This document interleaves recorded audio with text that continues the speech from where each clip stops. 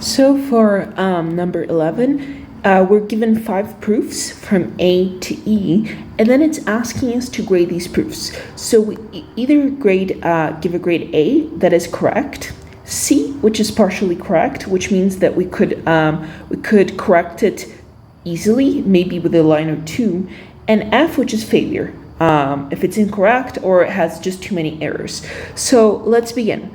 So for item A, we have the claim that if A is odd, then A squared plus 1 is even. And then in the proof they say let A, then by squaring an odd, we get an odd. An odd plus an odd is even, so A squared plus 1 is even. But let A, they didn't say assume that A is odd. So there's already missing stuff, and then they say that by squaring an odd, we get an odd. They just say this, and they don't prove it, right? They ask us to take it for granted. And so even though we know that an odd plus an odd, and even this, an odd plus an odd is even, they don't show us that at all. So they ask us to take a bunch of statements for granted, and these statements are central to the proof. So this proof failed. They didn't correctly prove anything. So that one is an F. Okay, for B, we have that. Suppose A, B, and C are integers, and they want to claim that if A divides B and if A divides C, then A divides B plus C. Okay, so they begin by assuming that A divides B and A divides C. Very good, until this point we're okay. And then they're saying, thus for some integer Q, B is equal to AQ. That's very good. That fits the definition of A divides B. And then it's saying for some integer Q, C is equal to AQ. That is also good. However, because C is equal to AQ and B is equal to AQ, this necessarily implies that B is equal to C, right? And so it's saying then B plus C is equal to AQ plus AQ, which is equal to 2AQ, which is A times 2Q, and so A divides B plus C. So this is correct, but the problem is that they've only shown that this is true when B is equal to C, right? They haven't shown that it is true when B is different than C. So what they should have done here is, over here, they shouldn't have used Q. They should have used maybe an integer S, right? But because they use the same integer Q that was used previously, this implies that B is equal to C. So even though the logic is correct, they only proved for a select case, right? So it would be very easy to fix, just saying that instead of Q, use any other letter, right? So this is going to be a C for partially correct.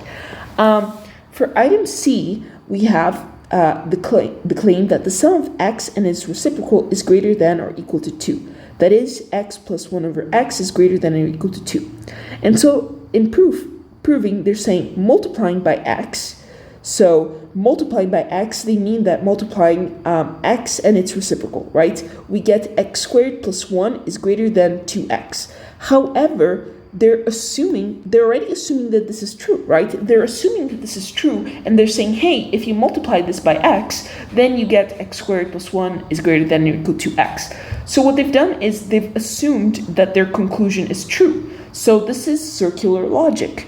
And then they're saying by algebra, x squared minus 2x plus 1 is greater than or equals 0. Thus, x minus 1 is greater than squared is greater than or equals 0. Any real number squared is greater than or equal to 0, so this is true. So this logic is circular, and this is wrong. However, it would be very easy to fix this by saying, okay, if x is a real number, right, then this is true. And if this is true, then that one is true. And if that one is true, then this. So the components here for a successful proof are there. All we have to do is delete some lines. So we would have to delete this line here, which assumes the conclusion, and then we would have to rearrange. So this would be line 1, that would be line 1, this would be line 2, and that would be line 3. So because it is easy for us to fix this one, it is a C, not totally wrong. So for D, we have the claim that if m squared is odd, then m is odd, right? And they begin by assuming that m is odd. So they already begin by assuming that we want to prove the conclusion, and they begin by assuming that the conclusion is true. So this whole thing, even though the logic is correct of saying that m is equal to 2k plus 1 if m is odd, and therefore m squared is equal to 2k plus 1 squared, which is also odd. But their conclusion is, therefore, if m squared is odd, then m is odd. However, they began by assuming that m was odd, right? So what they've actually done here is they've proved the converse. And a proof of the converse is not a proof of a conditional, so that one is f. We can't salvage it. We would have to rewrite it all over again. And for e, we have, suppose that a is an integer, and we're claiming that a cubed plus a squared is even. Proof. A cubed plus a squared is equal to a squared times a plus 1, which is always an odd number times an even number. So they don't justify this, so this has no justification.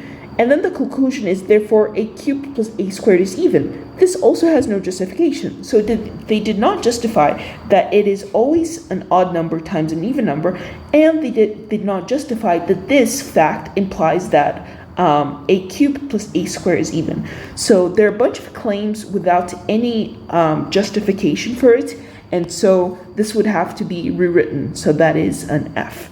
And that is it for number 11.